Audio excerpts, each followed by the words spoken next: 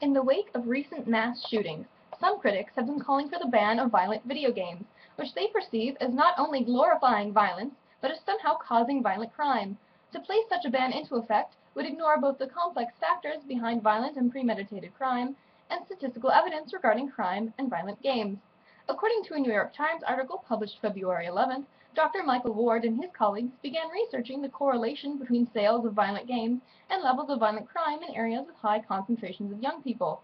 Says Dr. Ward, we found that higher rates of violent video game sales related to a decrease in crimes, especially in violent crimes. Furthermore, according to government statistics, while the sale of video games has doubled since 1996, the level of violent youth crime has decreased by over half from 1994 to 2010. Why? Violent games can provide an outlet for frustration.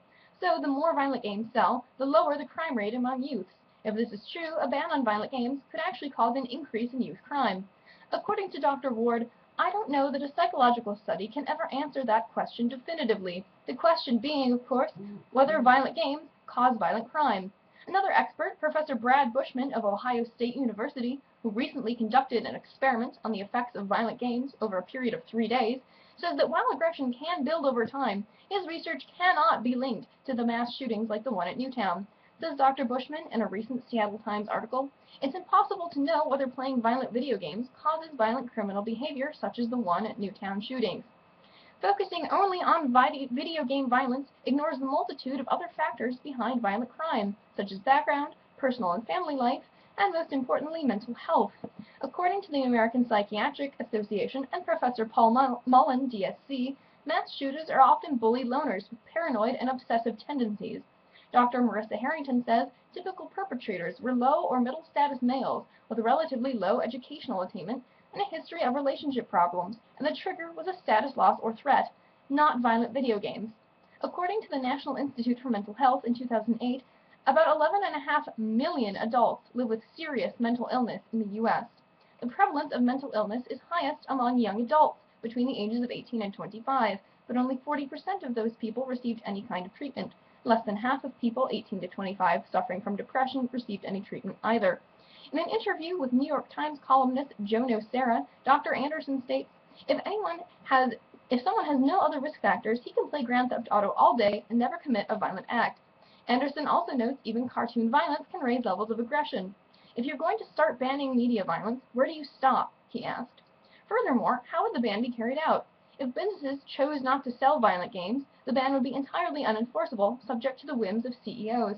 If done by the government, on federal or state level, it could cost even more tax dollars and require multitudinous trade embargoes to prevent games being ordered internationally or across state borders where violent games could be legal.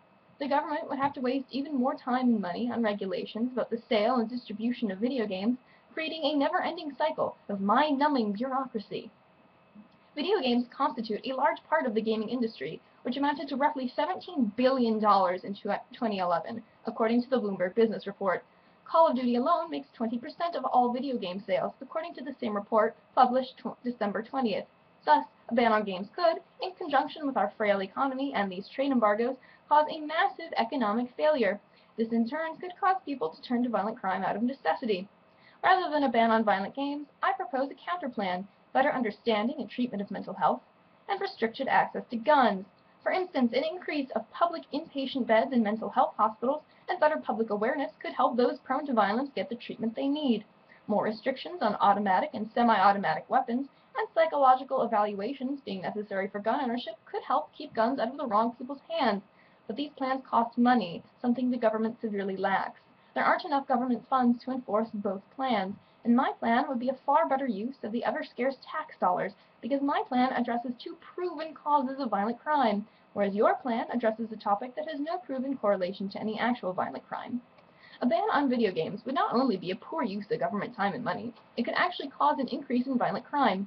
Games provide an outlet, and studies prove violent crime has significantly dropped, while video game sales have steadily risen. And the ban could have massive economic repercussions, causing even more people to turn to violence. My counterplan would actually help alleviate the causes of violent crime, whereas your plan could have no discernible effectiveness.